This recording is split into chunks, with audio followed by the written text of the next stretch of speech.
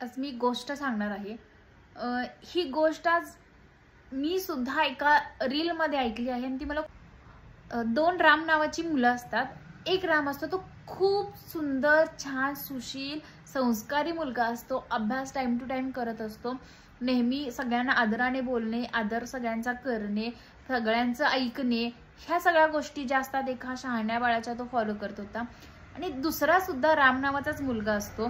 तो करेक्ट त्याच्या अपोजिट, कधी सुद्धा अभ्यास न करणे, टाइम टू टाइम कोणतीही गोष्ट न करणे, प्रत्येकाला उद्धट बोलणे, कोणाचाही सुद्धा आदर न करणे, प्रत्येकाला अपमान करणे, प्रत्येकासोबत उद्धटपणाने बोलणे, ह्या सगळ्या गोष्टी करत असतो।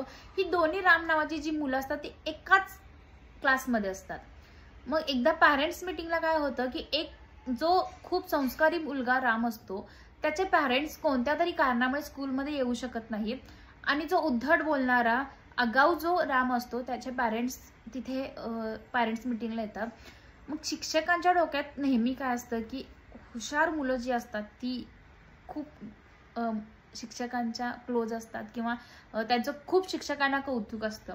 त्यामुळे शिक्षकांकडून काय होतं की हुशार राम जो असतो त्याचं जे सगळं कौतुक असतं ते ह्या असंस्कारी रामच्या आई वडिलांपुढे सांगतात की तुमचा मुलगा खूप हुशार आहे, तुमचा मुलगा अप टू डेट असतो, त्याचं नेहमी होमवर्क टाइममध्ये कंप्लीट असतं, तो सगळ्यांसोबत आदराने बोलतो, सगळ्यांना खूप रिस्पेक्ट देतो, तो मित्रांना सुद्धा खूप पटवून घेतो, सर्वांशी खूप सुंदर वागतो। हे सगळं जे आहे हे त्या वाईट वागणाऱ्या रामच्या समोर शिक्षक बोलतात, कौतुक करतात। मग घरी गेल्यानंतर त्याचे आई वडील त्याला म्हणतात की तुझे शिक्षक तुझे खूप कौतुक करत होते, तू सगळा होमवर्क नेहमी टाइम टू टाइम कंप्लीट करतोस, खूप रिस्पेक्ट देतो सगळ्यांना, असं तसं सगळे सांगतात। त्या रामला काय वाटतं, माझं एवढं कौतुक केले माझे शिक्षक, थोडा वेळ विचारात पडतो आणि त्या दिवशी तो ठरवतो की मी आज टीचरनी दिलेला जो होमवर्क आहे तो व्यवस्थित आजच्याच कंप्लीट करणे। तो व्यवस्थित होमवर्क कंप्लीट करतो।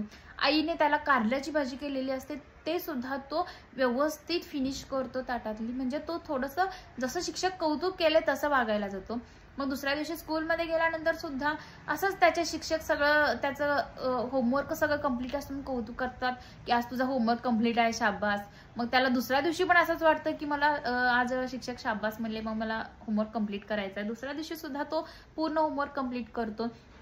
मग त्याला परत सगळे चांगले म्हणायला लागतात, मग तो सगळ्यांशी चांगलं सुद्धा बोलायला लागतो। त्यामुळे सगळे त्याला चांगलं बोलल्यानंतर त्याला आणि खूप चांगलं वाटतं की मी चांगलं वागल्यानंतर मला चांगले वागतात, मग चांगलं वागायला लागतो।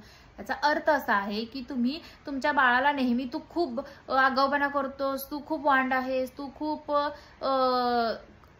कसंही बोलतो, सगळ्यांना कसंही ट्रीट करतोस, असं जर बोलायला लागलं तर त्या मुलग्याच्या डोक्यामध्ये तेच बसतं। तो मुलगा तसंच तुमचं मूल जे आहे तसंच वागायला सुरुवात करतं की नाही आपण असंच आहे। ते तर एक्सेप्टच करतं की नाही मी संस्कारच नाही आहेत माझ्यात, मी असंच वागतो, मी कधीच अभ्यास पूर्ण करत नाही, माझं कधीच होमवर्क पूर्ण नसतो। मग त्यात वेगळं काय आहे?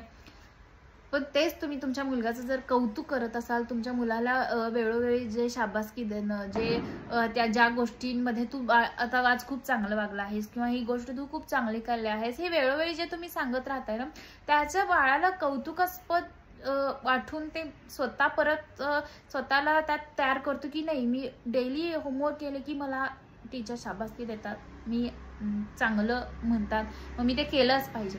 म्हणून तो स्वतःला परत अपडेट करत जातो आणि सगळ्या गोष्टी चांगल्या करायला सुरुवात करतो। म्हणजे यातून मला असं सांगायचं आहे की तुम्ही प्रत्येकाचं बाळ चुकतं, प्रत्येकांची मुलं चुकत असतात, पण त्याला प्रत्येक वेळेला तुम्ही त्यांना रागवण्यापेक्षा आणि तू असंच आहेस, असंच करतोस असं सांगण्यापेक्षा तुम्ही त्याला काही गोष्टीतनं चांगलं शिकवा की त्याचं कौतुक सुद्धा करायला सुरुवात करा, म्हणजे तुमचं बाळ नक्कीच सुधारेल आणि पुढे जाईल।